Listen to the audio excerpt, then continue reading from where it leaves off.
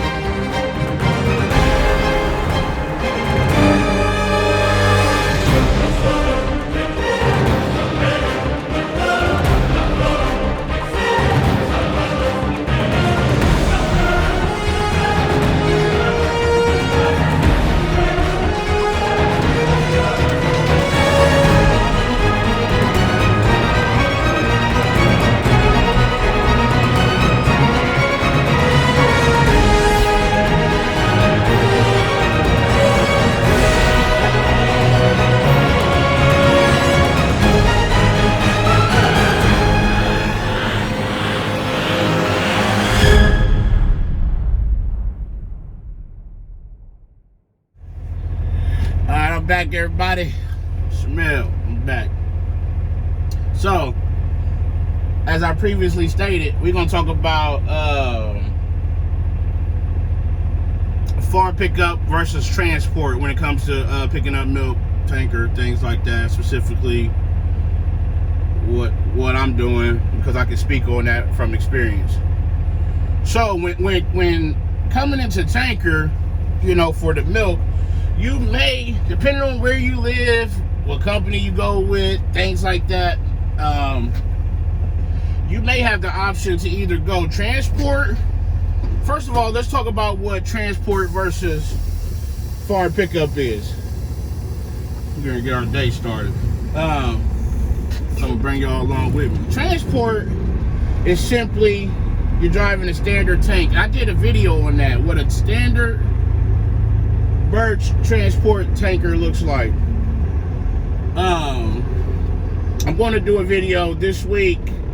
One of my videos will be showing a farm transport tanker, what they look like. And real quick, another safety tip: we're turning out onto a 4-lane state route from the truck stop. When you do this, you know the speed limit is 60 over here. Always, you know, when you come out, put your flashers on. That way people behind you know you're trying to get up speed, because even if nobody's coming and they eventually advance on you, you're going to be going significantly faster than you are. It's just a safety tip, man. Lets everybody know you just come out of the truck stop and you're picking up speed.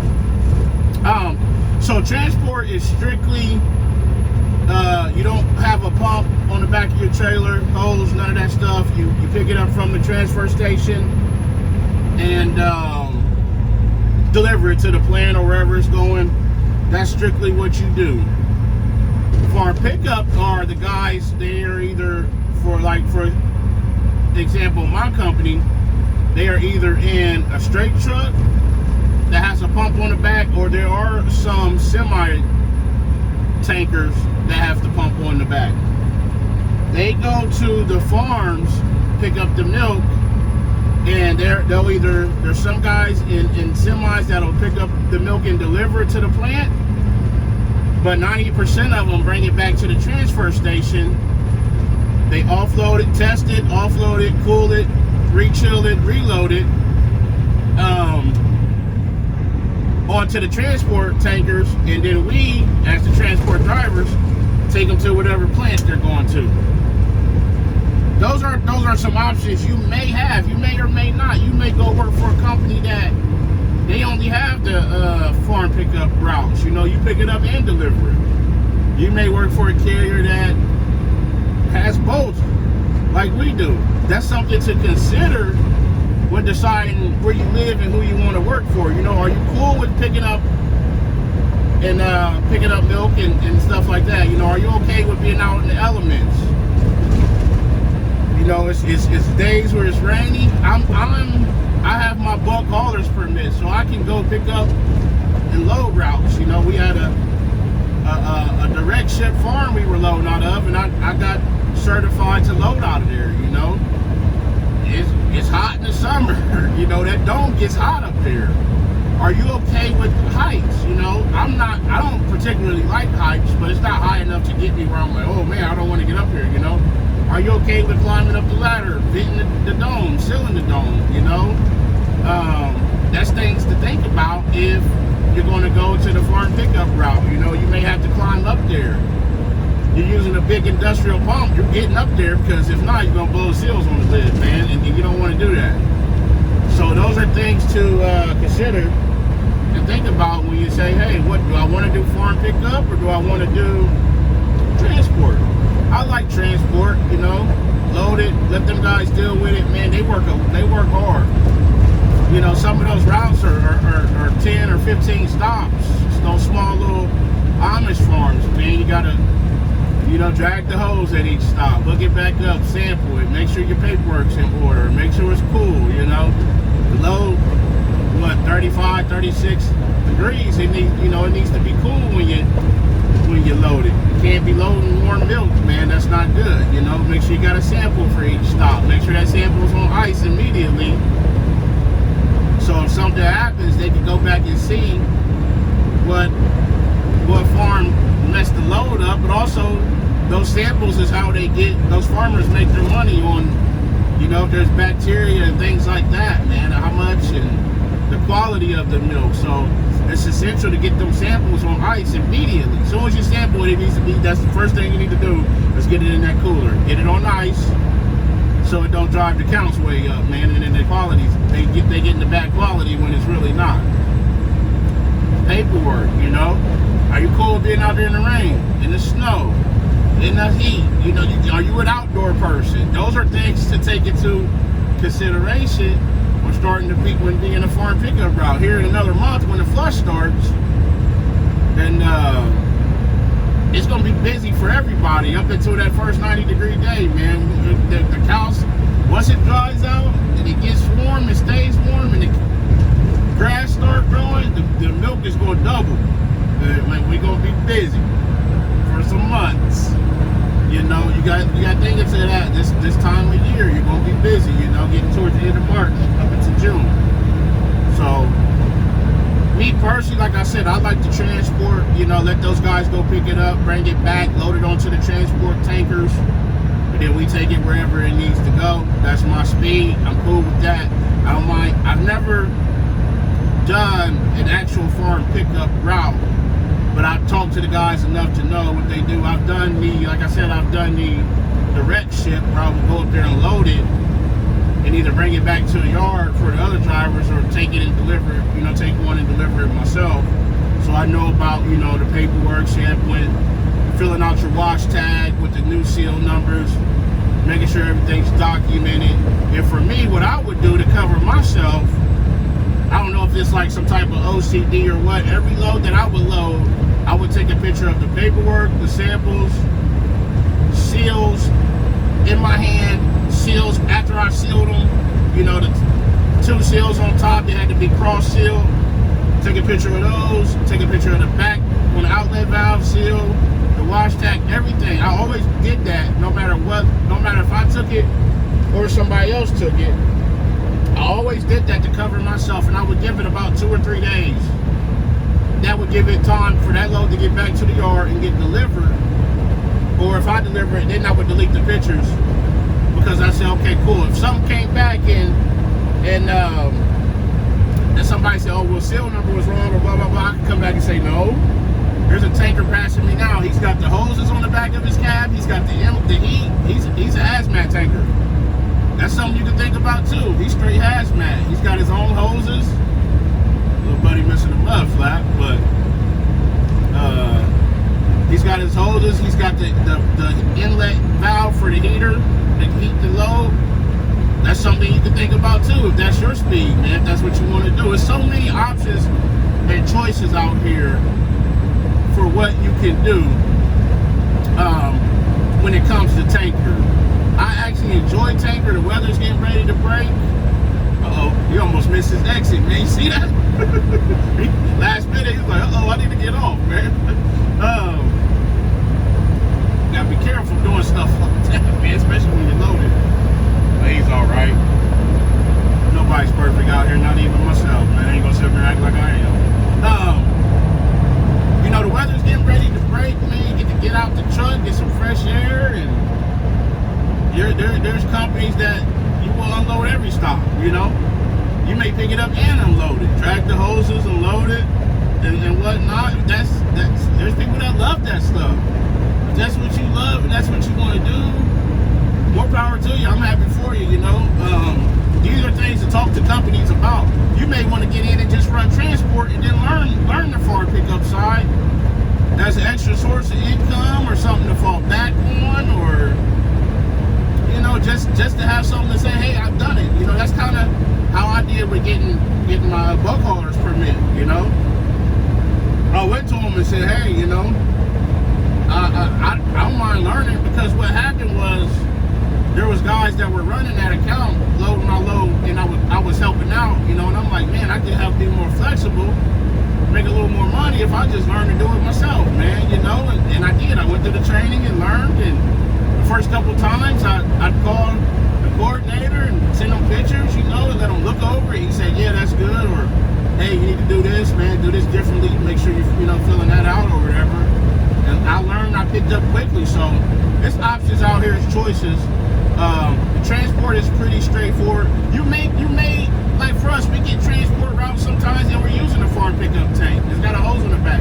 So when that happens, one customer in particular, even, you know, they'll clean the pump and the hose and all that. All that's clean at the yard, at the transfer station. So, but still, to get your wash tag, you're still going to have to clean back there, because what happens is when they unload it, sometimes milk drips back there. So they have the soap and buckets and water and sponges. Just get you the soap bucket, fill it up, you know, hot water, spray it down, take the sponge, wipe it down real good. That keeps it from smelling spoiled back there. Because if you open that and it smells spoiled, and you know, they have the ability to reject the load. And you don't want that, you know, or just on the notion of it smelling spoiled back there. I don't mind doing it. I get back there, clean it. I was one of those kids that always wanted to play in the water, play with the hose, so it don't matter to me. I get back there, soak it down real good, you know, just explain to them, hey, the pump is clean, the hose is clean. They cleaned all that at the transfer station. We just used the tank for the load or whatever. And then they'll say, okay, well, you don't got to break the pump down or whatever. But, you know, you still need to soap it down, spray it down, clean out the hatch back there. And when I make the video, I'll be sure to show you guys what I mean about that area that they want it to be clean. Soap it clean, spray it, and then once they see that, they'll hand you your wash tag, you'll put it up, close it, seal it, make sure everything's good. On your way, you'll go. Always double check your wash tag. I'll show you guys a wash tag. I'll get a blank one. Show you guys what a wash tag should look like. Always check the date, time, tank number, seals number. It can be clean and the date can be off, and that wash tag is no good. It lost the date just like that. That's a $250, $300 mistake right there. That's an expensive mistake to have. Not every customer is going to give you the wash tag or the seal, especially with the virus going on. Excuse me, they're limiting who can come back there and whatnot. But there is some customers who will hand you the wash tag, and it's your responsibility to make sure it's right, accurate. I've had a wash tag and I said, hey, you've given me the wrong seal, or the date is wrong, or the tank number is wrong. And, oh, okay, cool, we can fix it. The extra set of eyes is not a bad thing. That's how mistakes get caught. That's how things keep from happening to get these loads rejected. Keep from getting these loads rejected. These loads are expensive. I've been, knock on wood, I've been safe for 3 years. I've been here for 3 years. I've yet to have a load rejected. Now, just because you get a load rejected don't mean it's your fault. It could be a lot of this. It could be the quality, it could be temperature, it could be so many different things.